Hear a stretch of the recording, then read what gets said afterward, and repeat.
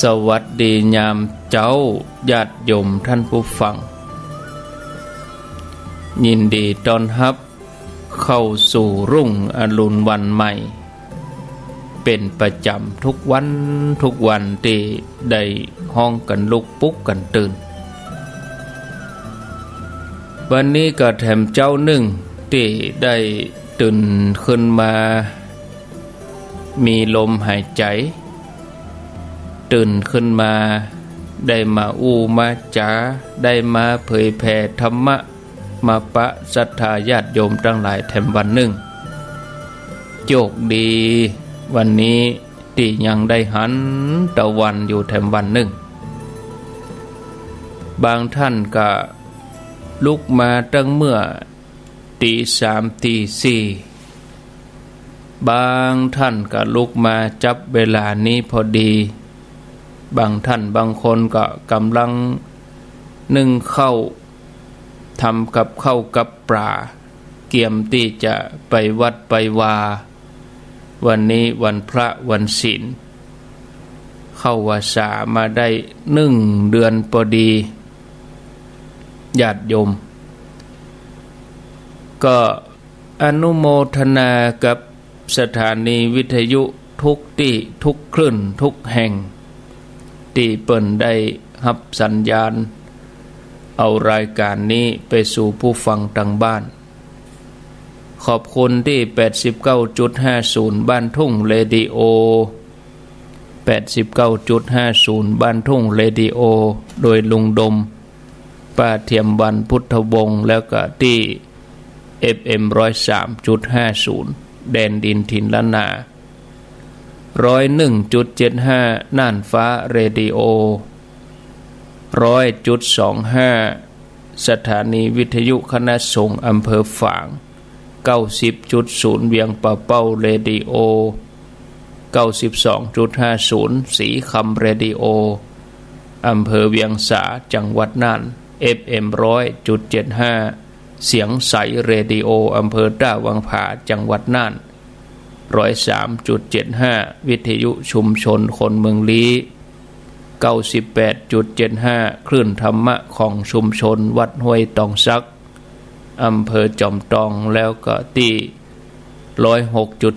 106.25 อำเภอแม่แจ่มมนเสียงธรรมตั้งอยู่อำเภอแม่แจ่มจังหวัดเชียงใหม่บัดเดาแต่นั้นก็มีสถานีวิทยุออนไลน์ไปตามคลื่นที่ต่างๆเปิดรับสัญญาณเข้ามาอนุโมทนากับสถานีวิทยุบอกว่าจะเป็นตั้งไกล 95.75 โดยล้านนาเรดิโอก็หายไปหลายคลื่นเนาะเนื่องจากว่าบางสถานีเปิ้นก็ปรับปรุงบางสถานีก็ฟ้าฝนลงก็ปิดไปอย่างนี้ก็มีแต่ส่วนใหญ่ก็ญาติโยมถึงเวลาก็ได้ยินได้ฟังกันก็ขอ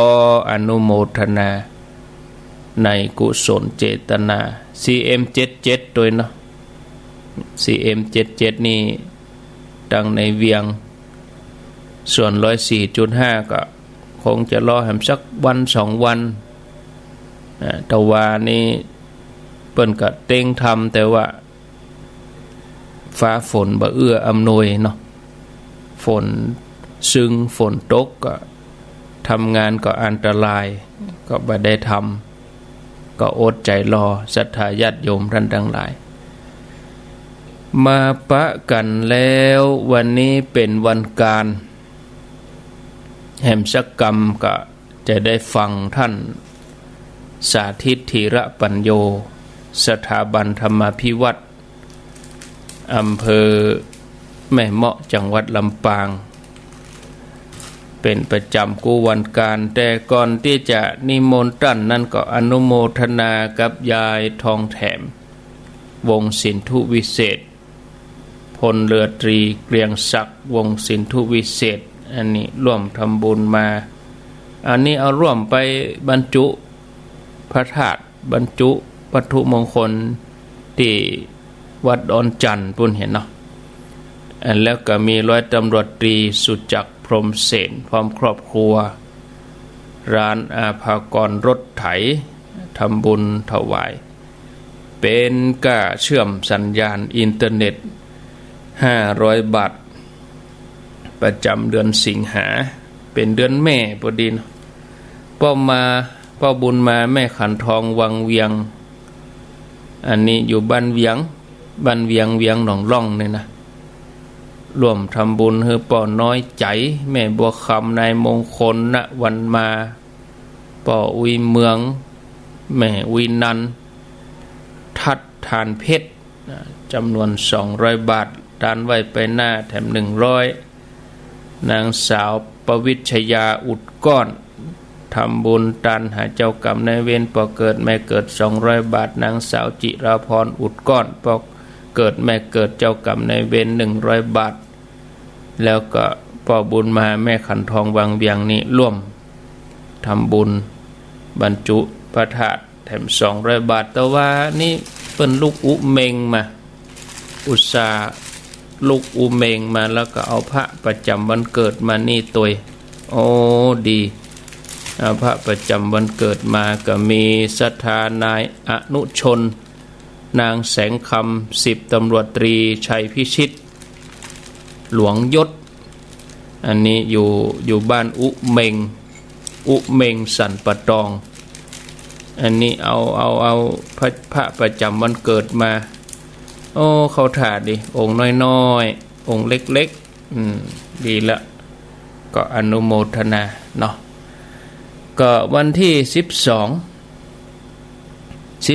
สิงหานี่ก็วันพุธหน้านี่เนอะญาติโยมก็ขอเชิญชวนญาติโยมไปร่วมกันบรรจุพระบรมสารีริกธาตุวัตถุมงคลส่วนพระบรมสารีริกธาตุนี้มีแล้วแต่ญาติโยมจะมีส่วนร่วมจะใดก็นำวัตถุมงคลไปพระที่เขาเก็บไว้ในบ้านก็นักล้ำไปก็เดี๋ยวไปรับแจกจากที่ต่างๆเป็นที่ระลึกนักล้ำเขาก็เอาใส่หม้อใส่ถุงไปหรือบางอันก็พระประจำวันเกิดเนาะไปเสาะมาเนาะเอาตามที่เสาะมาหาใดองค์เล็กองค์น้อยเท่าใดก็ตามใจอย่างน้อยก็มีคนละชิ้น2 ชิ้นเอาไปร่วมขบวนแห่ด้วยกันนะวันที่12 สิงหาเวลาบ่ายโมงครึ่ง13:30 ก็ขอเจริญปอนเจิญศรัทธาญาติโยมท่านสาธุชนทุกคนทุกท่านไปร่วมกันก็ขออนุโมทนาบุญไว้ล่วงหน้าบางท่านก็เป็นห่วงเรื่องการเดินทางเพราะได้ยินข่าวว่าฝนตกน้ำหลากถนนขาดไปบ่ได้ทางหลวงเปิ้นก็ซ่อมแล้วญาติโยมวัน2 วันก็ใจได้ละที่เปิ้นรับผิดชอบในเปิ้นฮ้อนใจเหลือเฮานักกรมทางหลวงก็ผู้รับเหมาก็การสัญจรไปมาระหว่างจังหวัดนี่สำคัญบ้านเฮานี่เป็นน้ำหลากบ่ใช่น้ำนองน้ำหลากคือมากำเดียวถ้าว่าบ่มีฝนเติมฝนบ่ซึ้งนักก็วันเดียวก็แห้งแล้วแต่ถ้าน้ำนองนี่มันบ่ได้ระบายไปที่ไหนมันก็จึงอยู่หั่นแจ่อยู่หั่นเป็นเดือนเกิงเดือนพุ่นแต่อย่างเฮานี่มันน้ำหลากมันไหลจากดอยมามันลงน้ำแม่แล้วก็บางที่ก็ต่อลื่นบัดตันต่อมาน้อยลื่นบัดตันก็บางที่เกิงชั่วโมงก็แห้งบางที่เกิงวันก็แห้งบางที่ก็วันเดียวก็แห้งละเดี๋ยวนี้ก็แห้งหมดแล้วนะบางพื้นที่นะศรัทธาญาติโยมก็ส่งความห่วงใยไปเนาะญาติโยมทางเวียงป่าเป้าหลายพื้นที่ก็เปิ้นฮ้องว่าน้ำล้นนะจากแม่น้ำสายลัก แม่น้ำล้นขึ้นมาก็ล้นออกไปก็ท่วมบ้านจองศรัทธามาถึงถนนไปก็เขาก็ใหญ่ใดมันสุดวิสัยเนาะภัยธรรมชาติอันนี้เป็นห้องอุทกภัยเป็นน้ำหลากญาติโยมทั้งหลายเต็มที่2 วันนี่แห้งละถึงทางบ้านเฮานี่น้ำมันแจ่บะเมินแต่สำคัญกับโรคภัยไข้เจ็บเนี่ยมันจะมาโดยน้ำหลากน้ำนองนะยุงพ่องอันยังพ่องโรคนั้นโรคนี้โรคฉี่หนูโรคยังเนี้ยมันมีวัณโรคพ่องหลายๆอย่างโรคทางเดินอาหารโรคเกี่ยวกับการกินกันอย่างเนี้ยก็ฉะนั้นก็คือระมัดระวังเนาะศรัทธาญาติโยมท่านสาธุชนก็กำเดียวอาตมาจะเข้ารายการละไว้นี่แล้วก็ถวายเวลาให้ท่านสาธิตก็เดี๋ยวลองเชื่อมสัญญาณเปิ้นน่าจะพร้อมละตามปกติก็ประมาณ5 โมงเช้าท่านก็จะได้เข้ารายการเป็นประจำกู้วันการก็ปวไปจนถึง7 โมงแล้วกำเดียวอาตมาก็จะต้องลงศาลาวันนี้วันศีล6:15นี่ศรัทธามาเต็มศาลาละตีละกังกับทำพิธีละ6:15ที่ปักตังเจริญนี่บ่เกิน7:15แล้วหมดญาติโยมหน้าการนี่สำหายญาติโยมทั้งหลายพยายามจะบ่ให้เกิน7:15ให้แล้วหมดตึงใส่บาตรตึงไหว้พระตึงหับปอนตึงอย่างแล้วหมดไอ้ติน่ะ7:15นี่นะออกวัดกันหยาบๆละแต่บางที่นี่7 โมงกำลังเข้าวัดก็มีวะค่อยขวายไปเนาะ8 โมงทำพิธีนี่ค่อยขวายไปแล้วญาติโยมเนาะ